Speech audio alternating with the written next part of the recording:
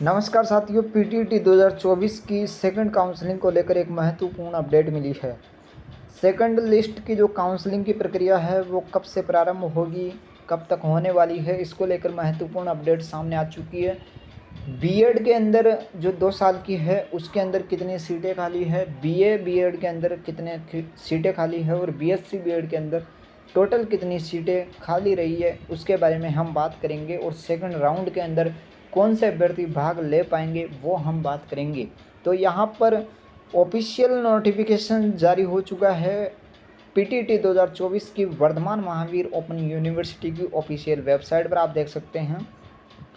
जिन अभ्यर्थियों को प्रथम काउंसलिंग में चॉइस रीफिलिंग के उपरांत कोई भी महाविद्यालय आवंटित नहीं हुआ है, वह सभी अभ्यर्थी द्वितीय काउंसलिंग में भाग लेने के लिए पात्र हैं। यानी कि अगर आपने प्रथम काउंसलिंग करवाई और प्रथम काउंसलिंग के अंदर आपने चॉइस रीफिलिंग के बाद भी आपको कॉलेज नहीं मिला है, तो भी आप द्वितीय काउंसलिंग की प्रक्रिया के अंदर भाग ले पाएंगे। और द्वितीय काउंसलिंग की प्रक्रिया जल्द यहाँ पर ऑफिशियल वेबसाइट पर शुरू कर दी जाएगी। यहाँ पर देख सकते हैं, शीघ्र ही जारी की जाएगी द्वितीय काउंसलिंग की सूचना, आपको वेबसाइट पर दे दी जाएगी। ये यहाँ पर कही गई बात है। लेकिन अपडेट जो सामने आई है, अपडेट आपको हम बताने वाले हैं। जो अपडेट मिली है वो क्या अपडेट मिली है द्वितीय काउंसलिंग को लेकर, तो यहाँ पर आप देखेंगे एक अभी न्यूज़पेपर में ये अपडेट मिली है। पीटीटी कॉलेजों में रिक्त सीटों की सूची होगी अपलोड।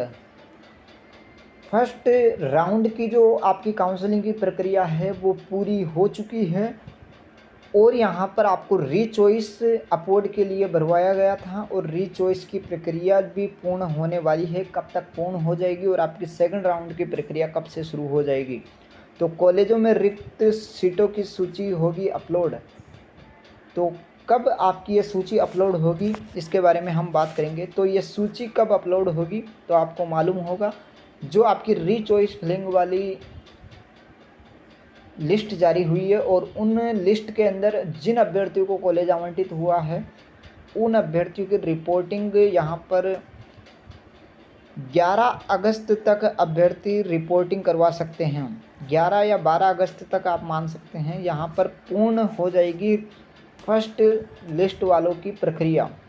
उसके बाद 13 से 15 अगस्त के बीच, 15 नहीं कर सकते, 13 से 14 यानी कि 12 और 13, 12 तारीख, 13 तारीख और 14 तारीख के मध्य आपकी रिक्त सीटों की सूची अपलोड हो जाएगी ऑफिशियल वेबसाइट पर।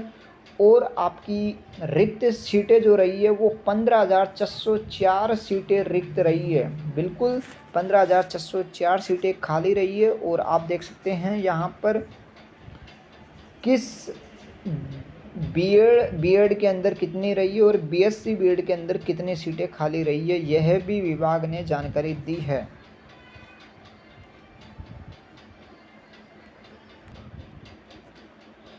यहाँ पर आप देख सकते हैं 15,604 सीटें खाली बताई गई है और सेकंड काउंसलिंग 15 अगस्त तक बताई गई है। तो 15 अगस्त तक आपकी सेकंड काउंसलिंग को लेकर नोटिफिकेशन जारी हो जाएगा और आपकी काउंसलिंग की प्रक्रिया शुरू हो जाएगी इस अपडेट के अनुसार।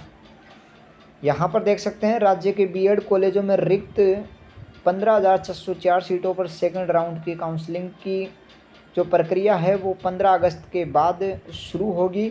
और नोडल एजेंसी वर्धमान महावीर खुला विश्वविद्यालय जो कोटा है वो सेकंड काउंसलिंग के दौरान इस बार नवाचार करते हुए अभ्यर्थियों को बताएगा कि किस कॉलेज में कितनी सीटें रिक्त है। तो अभ्यर्थियों को जल्द यह मालूम चल जाएगा कि किस कॉलेज के अंदर कितनी सीटें खाली है। इसके लिए विभाग जल्द ऑफिशियल वेबसाइट पर जो पीडीएफ है वो जारी कर देगा और ये पीडीएफ 12, 13, 14 तारीख के बीच जारी हो जाएगी, जिसमें आप तय कर पाएंगे कि किस कॉलेज के अंदर कितनी सीटें खाली है।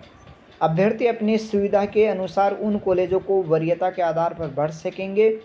यहाँ पर देख सकते हैं सीटें की अगर मैं बात करूँ तो सीटें यहाँ पर बताई गई है।